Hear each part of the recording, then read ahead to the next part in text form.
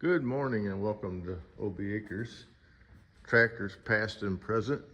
It's doesn't really matter what day it is, but it is July 23rd.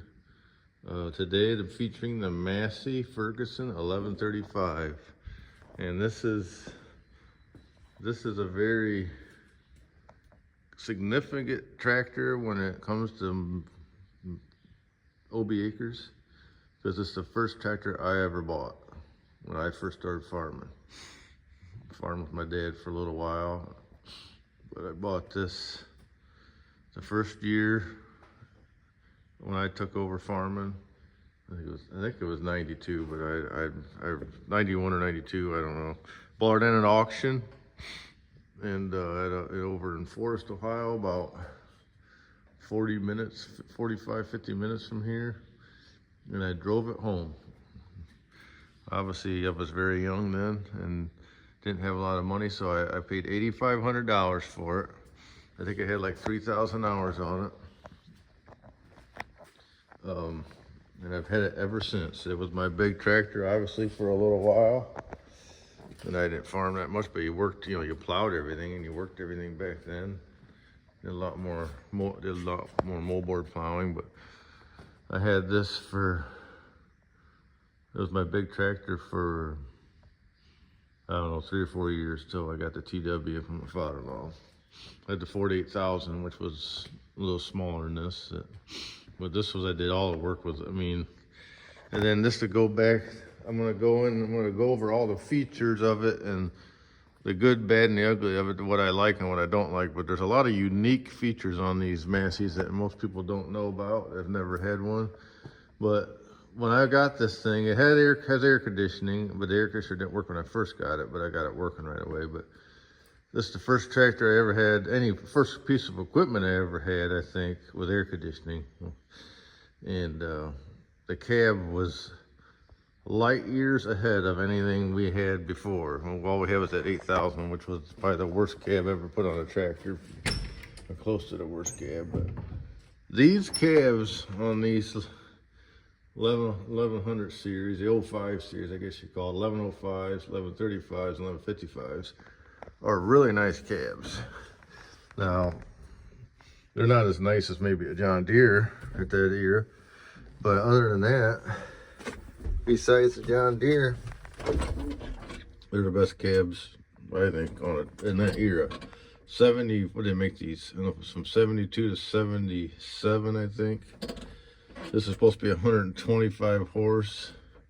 Got the Perkins 354 turbocharged. The old 5s are turbocharged also, but it's a smaller turbo. This has got a little bit bigger turbo, a little more horsepower. And the 55's got the V8 Perkins in them. A lot more horsepower. So, and heavier rear ends, I think, too. I believe. But if I had this 1 year and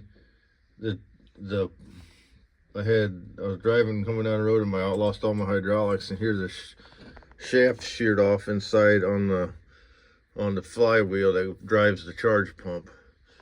And it's like, well, I had no money, so I think that's the year we poured concrete in that old white shed, and I worked on it all winter. Pulled the cab off, split it, and rebuilt the whole transmission. And 2 main shafts wore halfway through too, so I replaced them in that shaft that drives the charge pump. They rebuilt the charge pump and did a bunch of work to it when it was in there, but did it all myself. And they're pretty simple tractors to operate, to work on. But I did that, and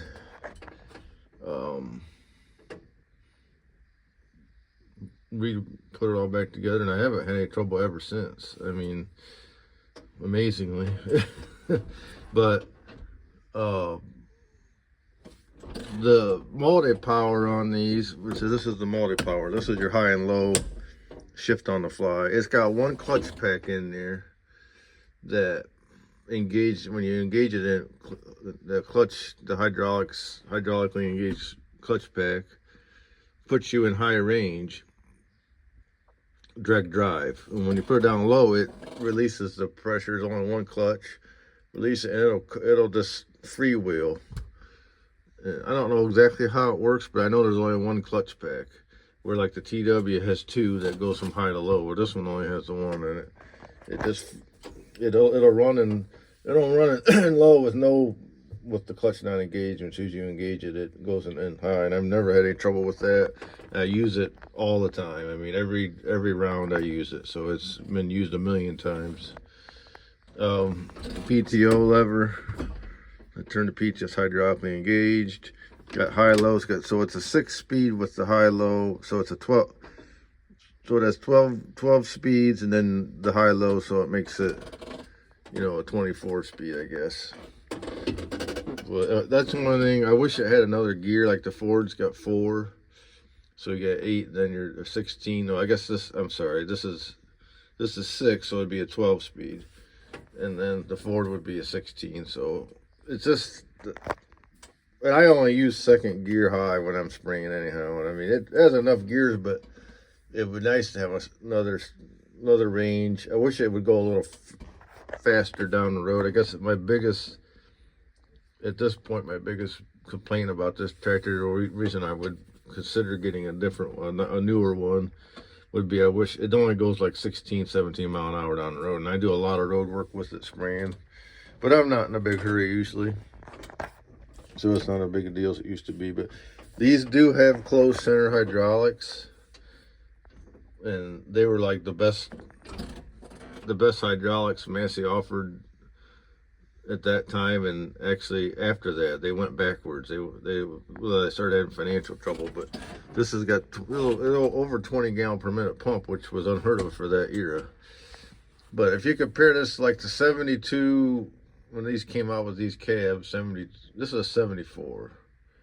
I think they came out in 72. I'd have to look, but this is a 74. So this is an early one. I know they made them till 76.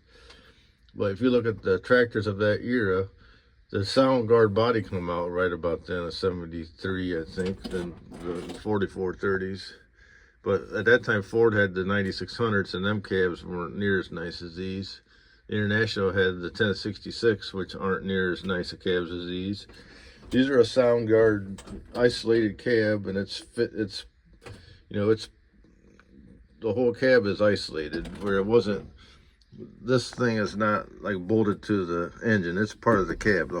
It's completely isolated. And then the Oliver cabs weren't that great, and then I don't know when White come out with their. It was shortly after that. So like Ford come out in 77 with the 76 with the 9700s, which are a lot nicer cabs. But when these first came out, these were probably the second best cabs, but they're very roomy. Now I put this one, these originally had the hydraulic motor for the steering inside the cab. I moved it to the outside. It was a job and I moved these valves outside, so that reduces the heat and the noise. And it's pretty quiet in here, except for when you're going down the road at high speed, revved all the way up, it gets a little bit of transmission noise. But we're in your field, it ain't noisy at all. It ain't bad. It's got the original Massey radio.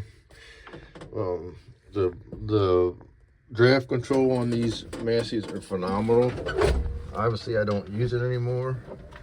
But I don't use the 3-point hitch much anymore, but it's got really good air conditioning, as long as I keep it working. The Perkins engines are okay. I'm not a huge fan of Perkins engines, but this one probably needs overhauled. They don't have near the torque and fuel efficiency as my Fords, but it's good for what I use it for. Some of the really unique features of this tractor, which I thought were always really neat, it's got this, you rotate this thing, and right now it's open. I don't know if it should be locked right now, but if you raise your 3-point hitch all the way up, you rotate that, you can lock it up so it can't drift down. So you rotate that open, and you can use 3-point hitch. But if you want to, if most tractors when they get old, the 3-point will leak down.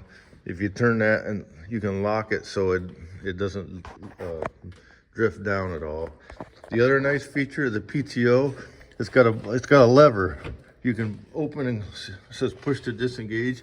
You push that in, that disengages the PTO, and you can rotate that and hook up, to easily hook equipment up, and then when you push in it, it won't spin.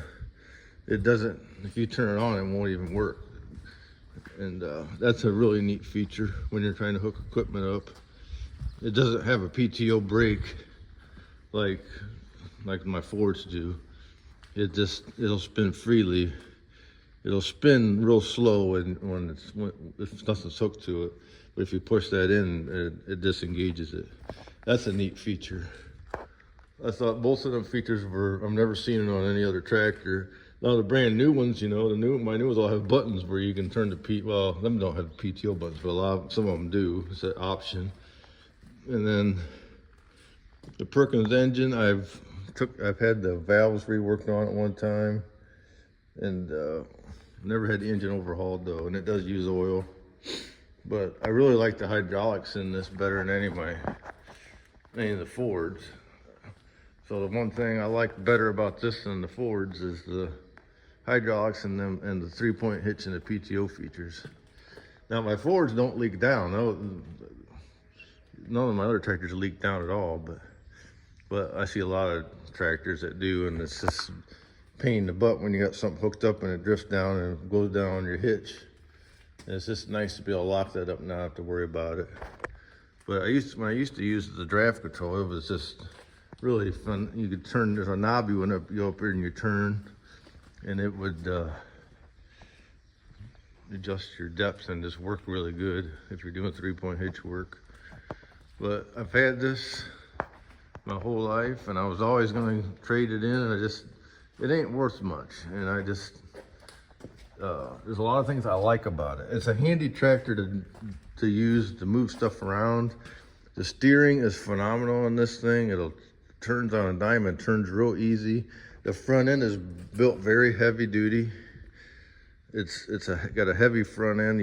I've never had to put weights on it. I made this box, this rock box, and it's just nice to throw stuff in when you're spraying. But I've always liked the cab in this thing. The seat's comfortable to sit in, and I need to put new interior in it again. I've replaced it once, but replaced the fuel filters. This thing's kind of it's the hardest tractor of any mine to bleed. When you change filters, you always got to crack an ejector. My Fords, you never have to do that. I don't know why, but it's probably because the tanks are down below, and you got to where the Fords are up high, and you have gravity-fed fuel, makes a difference. But I've done a lot of work to it over the years. I try to keep it nice. I think it's one of the nicer 1135s you'll see. So I did repaint it this winter, and I want to put a clear coat on it again. I just haven't had a chance to do it. I haven't had too many other things going on, but well, that's my Massey 1135. And this week on obieacres tractors past and present. I hope you enjoyed this video. Any questions about these tractors, feel free to ask me, because I know about everything you want to know about them. So I'll try to do a crop update here coming soon. So thanks for watching, and hit the like and subscribe.